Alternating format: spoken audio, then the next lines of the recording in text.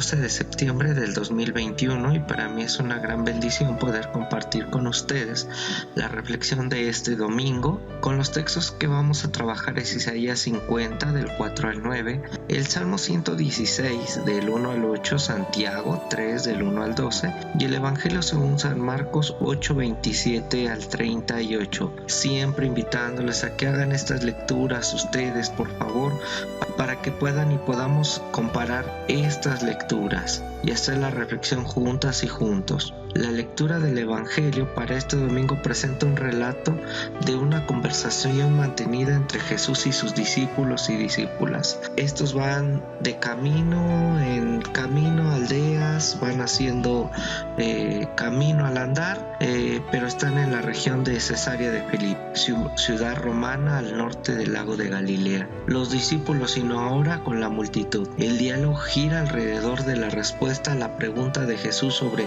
¿quién dicen que soy? Una respuesta que implica que hablemos de la identidad de este Jesús y la de uno mismo. Por lo que al título le he puesto seguir no es un programa de ascetismo. O sea, no se trata de una doctrina que propone alcanzar la perfección moral o espiritual o de conducta mediante una vida intachable. No. Vamos a ver, los versículos del 27 al 30 nos ubican en el lugar donde se desarrolla la acción. Nos introducen a las preguntas de Jesús acerca de su identidad. La primera quiero que observen es, ¿quién dicen las personas que soy yo? Los discípulos responden nombrando figuras proféticas, que es lo que Jesús evoca en el imaginario del pueblo. Y la segunda pregunta es, ¿y ustedes quién dicen que soy? Pedro responde, pues tú eres el Mesías. Y luego el 31 y el 33 introducen la enseñanza de Jesús a sus discípulos acerca de las implicaciones de la vocación. Y hablo de la vocación del Hijo del Hombre, los distintos sufrimientos, el rechazo de las o por las autoridades en ese momento culturales, políticas y religiosas de Israel, la muerte y la resurrección.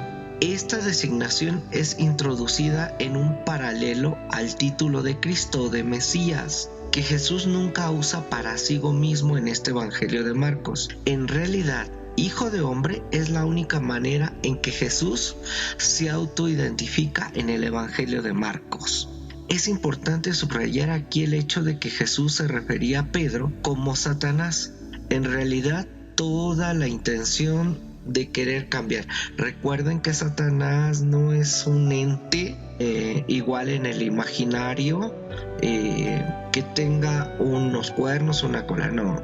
Satanás representa lo adverso, lo que está obstruyendo, lo que muchas veces va en contra de una situación favorable. Y luego vemos el 34 y el 38 introducen un desplazamiento en el texto al cambiar el auditorio. Vean, el público es diferente. Este pasa a incluir a la multitud y con ella a los discípulos. Vean el 34. Sí, es el 34 parte A. Luego Jesús llamó a sus discípulos y a la multitud y les dijo.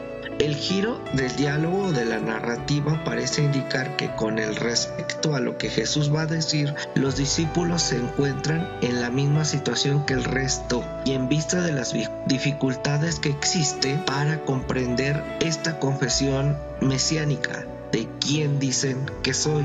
Esto implica que debe también ser escuchados ahora claramente por los que van a seguir al Mesías. ¿Esto qué significa? El llamado de Jesús.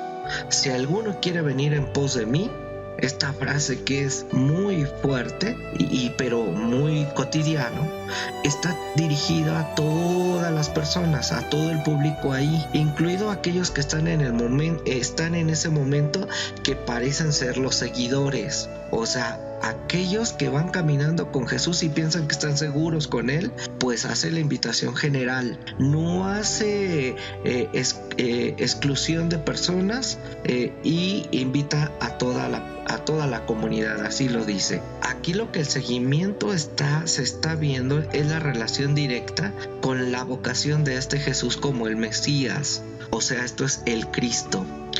Quiero que vean el 38.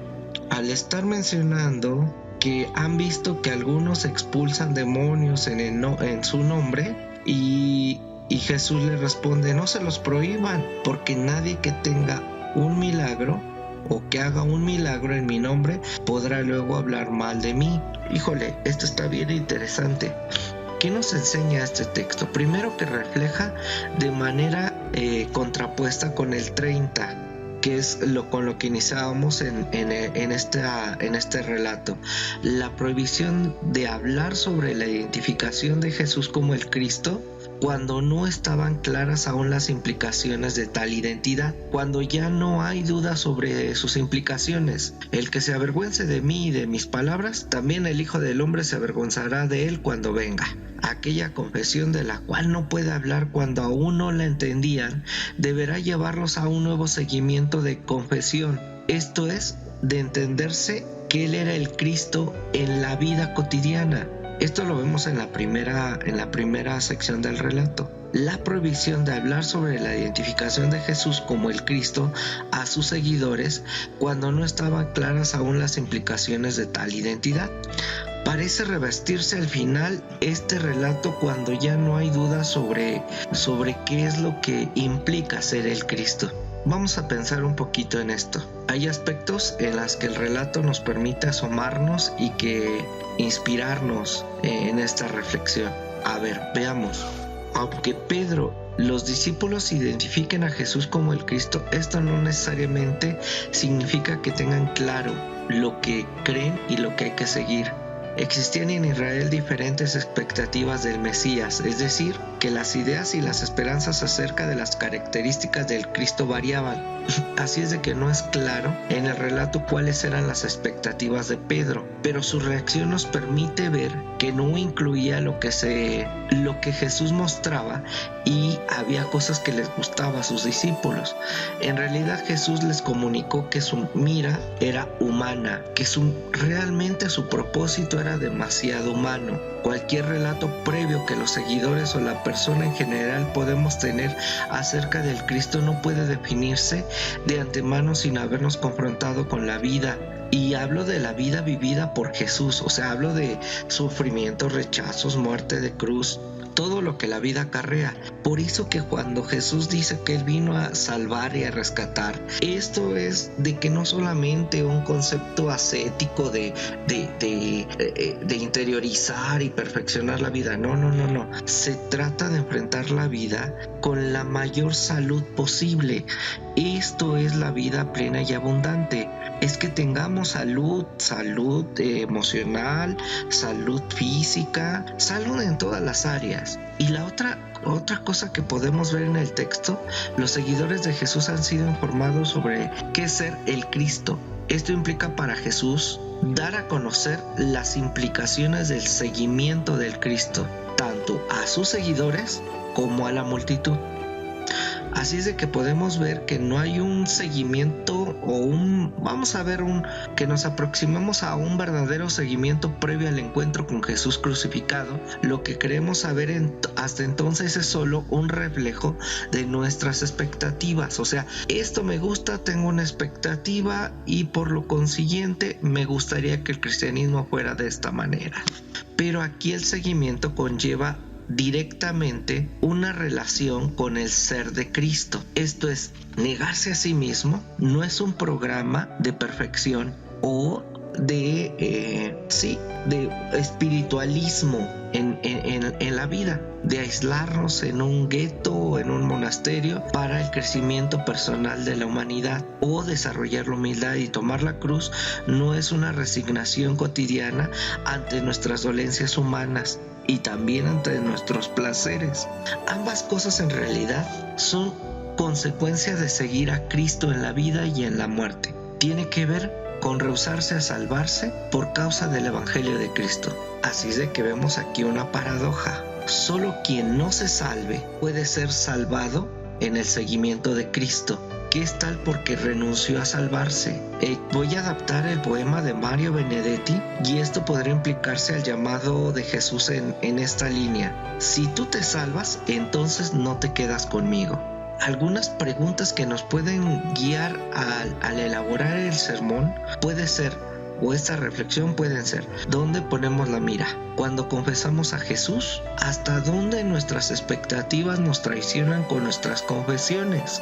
O sea, esto es, nosotros tenemos una expectativa de la humanidad, pero hemos escuchado la expectativa de ese mundo. ¿Somos conscientes de que lo que esperamos de otro nos define y nos involucra directamente a nosotras y a nosotros? Dice Benedetti así: si ustedes están queriendo, es decir, si lo deciden libremente, si lo aceptan de corazón abierto, si lo resuelven porque creen en mí, si lo eligen porque lo creen bueno para sus vidas y para las vidas de otros, si realmente desean ser mis discípulos, entonces suelten aquello que les domina la existencia, dejen de lado lo que esclaviza las voluntades, olviden todo aquello que entretiene y distrae, desháganse de los prejuicios y los condicionantes, ignoren los insultos y las amenazas, sobrelleven sin preocuparse las agresiones y las amenazas. No les hagan caso a quienes pretenden pastorearles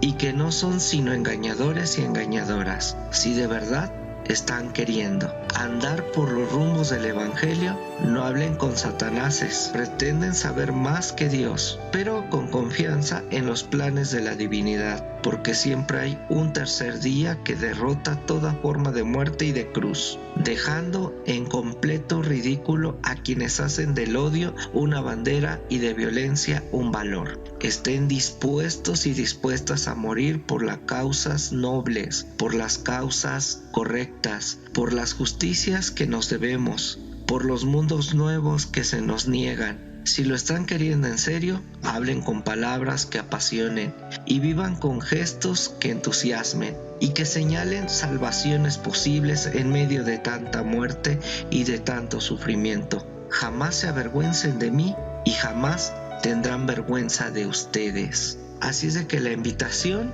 es a que enfrentemos la vida como Cristos y Cristas en este Jesús. Dios, amor, nos bendiga.